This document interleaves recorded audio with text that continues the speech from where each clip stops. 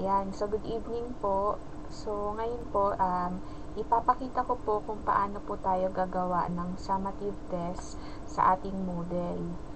So una po, pasok po tayo sa Moodle natin. Then, puntahan po natin yung course natin. Tapos punta po tayo sa dito po sa Actions menu.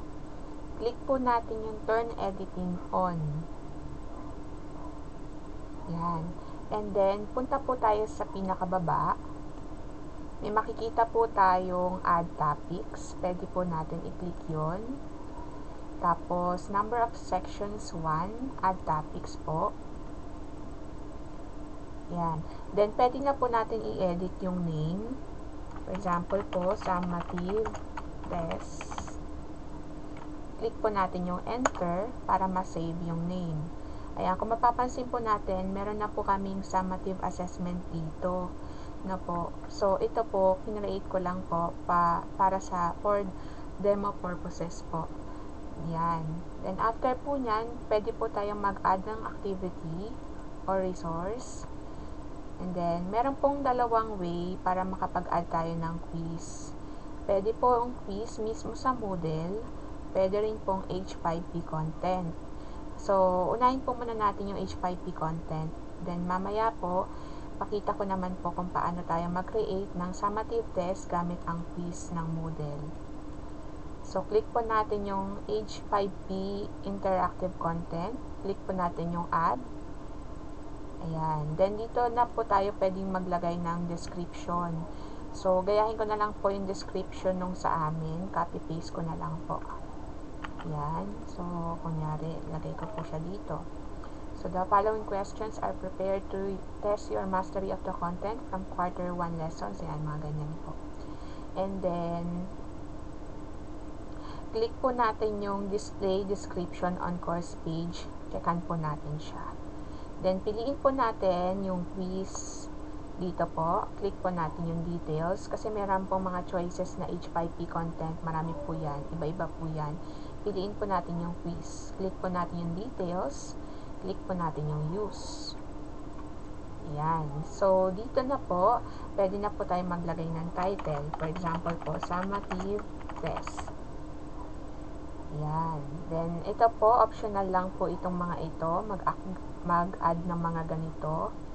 Tapos, percentage of total score required for passing the quiz, 50. Ayan po. Pero, sa amin po, mataas yung nakalagay. So, depende po sa inyo. Ayan. Then, dito po, pwede na po tayong maglagay ng question. Click po natin to, question type. Click po natin multiple choice. So, usually naman po multiple choice tayo.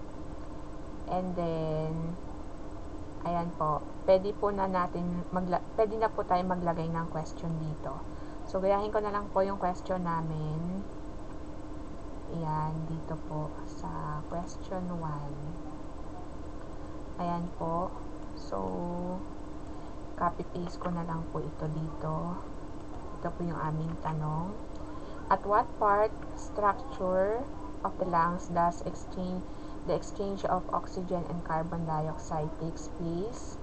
And then, ito po yung mga option. Pwede na po tayo maglagay. For example po, bronchi. Ayan. Then, bronchioles. Ayan. Tapos, add option po kung magdadagdag pa tayo ng isa pang pagpipilian. So, for example po, trachea. Then, add option po ulit para 4 po siya. Then, alveoli. Yan.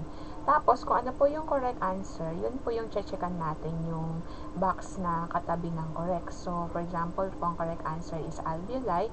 So, checkan po natin siya. And then, pwede po tayong maglagay ng feedback dito. Optional lang po kung gusto natin. Then, sa behavioral settings, usually po tinatanggal ko yung retry and yung show solution. Then, tinitira ko po yung randomized answer. Ayan. Tapos, require answer before the solution can be viewed. And then, dito po, pwede po tayong maglagay din ng ayan po, dito.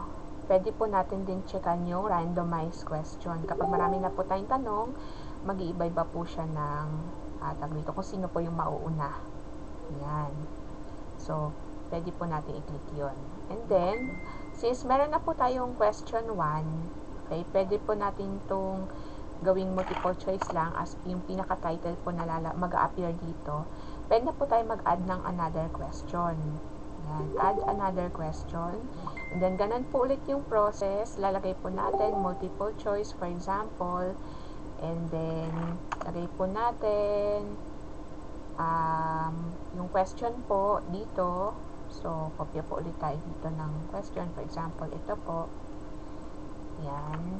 So, ayun. Ganun lang po ulit. Paulit-ulit na lang po siya. Hanggang sa makatapos ka po kung ilan po yung question na ilalagay mo. So, add lang po kayo lagi ng question. Then, i-edit lang po natin yung behavioral settings. Tanggalin lang po natin lagi yung retry and show solution. Pero, depende po yun sa gusto nyo. Kung gusto nyo pa rin po siyang ilagay. And then, ang titira ko po kasi ito. Yung randomized answer para nag-iiba-iba po yung kumbaga po yung appearance ng mga sagot. Ayan. So, after po nyan, pwede na po tayo pumunta dun sa grade. Pwede na po natin piliin yung grade category. Pwede po natin siya lagay as written work or performance task, or magdagdag tayo ng category as quarterly assessment. So, yun. Then, after po nun, pwede na po tayo maglagay ng grade to pass. For example po, 20 points po yung ating ginawang question. So, for example po, 10. And then, maximum grade po, for example, 20. Kasi 20 questions. Tapos, pwede na rin po natin i-edit yung activity completion. So, show activity as complete when conditions are met. Ito po yung pwedeng piliin natin. Pero, pwede rin po natin piliin yung students can manually mark this activity as complete. Pero, ayan po. Ayan. Then, sa required grade po, pwede rin po natin i-check to. Student must receive a grade to complete this activity. Ibig sabihin, sinagutan niya na muna at ma-receive niya muna yung grade bago niya makompleto tong activity na to. Pwede rin po natin, optional lang po, pwede rin po natin checkan yung required passing grade. Ayan. Pero ako po, kahit hindi na, siguro. And then, save and display lang po para makita po natin kung ano yung magiging itsura ng quiz natin. Ayan. So, ganyan po siya. Ayan. Ayan. So, naka-randomize po kasi yung aking question. Kaya nauna po yung pangalawang ginawa ko bago yung una kong ginawa. Ayan. So, for example po, alveoli, then click check. Ayan. Tapos na po. Okay? Ganun lang po kadali maggawa ng summative test using H5P content ng Moodle. Thank you po.